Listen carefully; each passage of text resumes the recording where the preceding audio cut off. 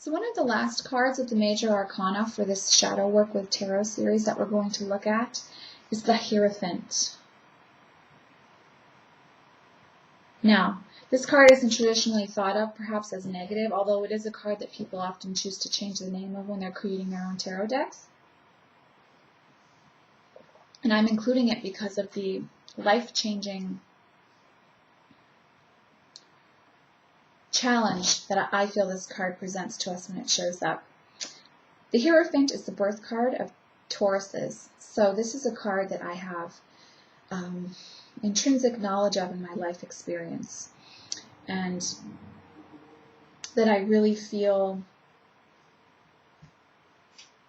is an important part of each of us in our individual journey and a fork in the road that we all face.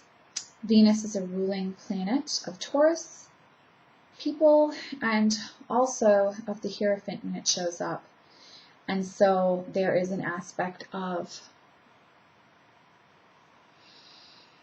love and longing and a need to be completely oneself. So the fork in the road is presented with the Hierophant because it is asking us what our values really are. What are the values of society, and what are the values that have been passed down traditionally, religiously to us from the people that we chose to be born into a family relationship with? What has been handed down to us? What do we agree with and not agree with? What will we no longer choose to align with? And what is our actual path? And are we strong enough and brave enough to follow the path that is not accepted traditionally and that many people are afraid of and will pass judgment on you for following? So this can and quite often does relate to the spiritual aspect of our being.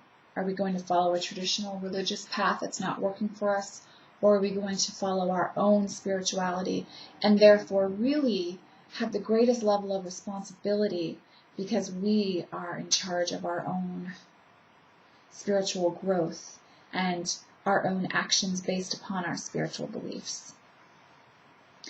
So there's this choice of being the nomad or following along with the crowd that I always experience when the Hierophant shows up in a reading, and that I have experienced within my life as well, and is why this card is included in the Shadow Work Aspect series, because I think this card is really giving us a powerful challenge and one that we must accept when it shows up, and we must make a clear choice on when it shows up.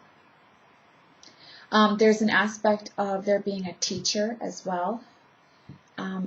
That's often seen traditionally in tarot, and so that can be an aspect that you choose to experience when this card shows up. Following your teacher, finding a new teacher, leaving a teacher, becoming your own teacher, that aspect can show up with the Hierophant as well. In the Tarot of the Vampires deck, there's a great healing that's allowed to occur with the Hierophant because it's telling you that this figure, this image in this card, has come in with great ancestral wisdom and knowledge that we can now choose to glean from. And that this being is located and lives within each of us.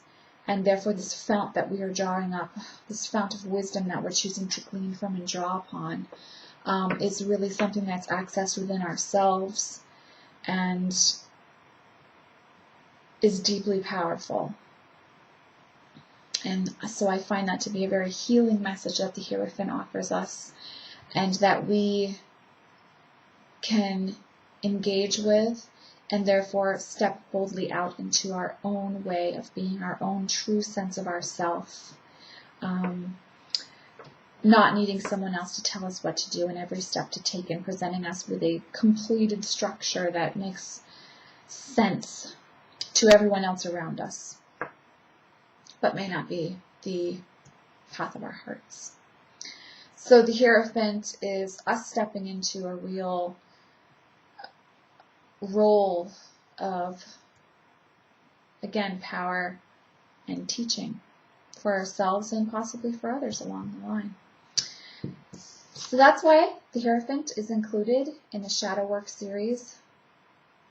And again, this is Venus in the image bowing before this ancient ancestral tree of knowledge, if you want to call it that, but being. And again, the spirit guide of wolf showing up, this very earthy element of being in the physical realm and marrying that with being a spiritual being as well and creating something sensual and beautiful and